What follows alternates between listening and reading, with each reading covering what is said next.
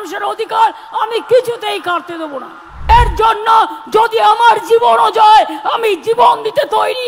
যে রুলসটা কালকে কেন্দ্রীয় সরকার ঘোষণা করেছে আদৌ এটা বৈধ কিনা আমার সন্দেহ আছে। কোনো ক্ল্যারিটি নেই, টোটাল ভাওতা। ইলেকশনের আগে যুদ্ধ যুদ্ধ খেলা 19 সালেও করেছিল।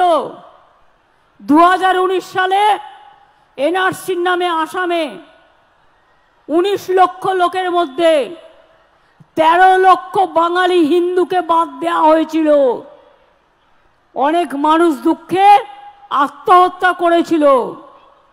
আজকে যে বিজেপির নেতারা বলছেন ক্যা করে দিলাম, অধিকার দিয়ে দিলাম, এবার আমি আপনাদের কাছে কয়েকটা কোয়েশ্চেন করছি।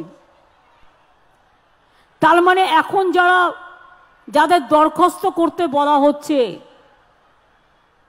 তার মানে তারা যেই দরখাস্ত করবেন সঙ্গে সঙ্গে তারা নাগরিক থাকা সত্ত্বেও আপনারা বেআইনি অনুপ্রবেশকারী হয়ে যাবেন। তাহলে আপনাদের সম্পত্তি কি হবে, আপনাদের চাকরি বাকরি কি হবে, আপনাদের ছেলে মেয়েদের পড়াশুনো কি হবে, সবটাই বেআইনি ডিক্লেয়ার হয়ে যাবে।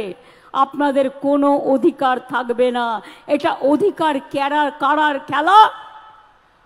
যখন আমরা লুডো খেলি দেখেন তো, আমরা ছক্কা মারলে গুটি খোলে। এটা হচ্ছে বিজেপির লুডো খেলার ছক্কা।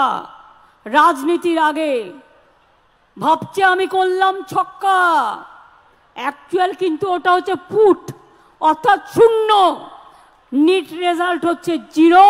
শুধু তাই নয়, আপনারা যেই দরখাস্ত করবেন আপনাদের সব নাগরিকত্ব ক্যান্সেল করে দিয়ে, সব অধিকার ক্যান্সেল করে দিয়ে, এটা এনআরসির সাথে কানেক্টেড মনে রাখবেন, আপনাদের ডিটেনশন ক্যাম্পে নিয়ে চলে যাওয়া হবে। এই দরখাস্ত করবার আগে বারবার ভাববেন, একবার নয় 1000 বার, আমরা মানছি না, আমরা মানব না। একটা মানুষ যদি অধিকার পায় আমি খুশি হব, কিন্তু একটা মানুষ যদি বঞ্চিত হয় তার সামনে দাঁড়িয়ে আমি তাকে শেল্টার দেবো। বাংলা থেকে বিতাড়িত কাউকে আমি করতে দেব না। বিজেপির হাতে আপনারা দিয়ে দেবেন আপনার ভাগ্য শুধু একটা ভোটের জন্য, 2টো সিটে জেতবার জন্য। আপনাদের ভাওতা দিচ্ছে ভাওতা, ধাপ্পা দিচ্ছে ধাপ্পা। মনে রাখবেন সব হারাবেন। সব হিন্দু, শিখ, বৌদ্ধ, জৈন, পার্সি, খ্রিস্টানরা 2015 সালের পরে যারা ভারতে এসছেন তারা সব বেআইনি হয়ে যাবেন। সংখ্যালঘুরাও তো আছেই।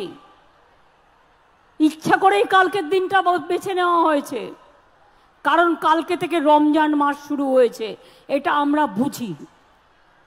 বিজেপির খেলা হচ্ছে হিন্দুতে হিন্দুতে ভাগ করে দেওয়া, মুসলিমে মুসলিমে ভাগ করে দেওয়া। এরকম অনেক পরিবার আছে, এপার বাংলার সাথে ওপার বাংলার বিয়ে হয়েছে, এখানকার ছেলে ওখানকার মেয়ে, ওখানকার মেয়ে এখানকার ছেলে, তাদের কি হবে?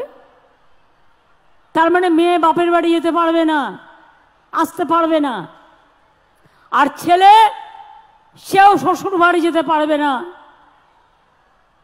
সেও রাষ্ট্রহীন হয়ে যাবে।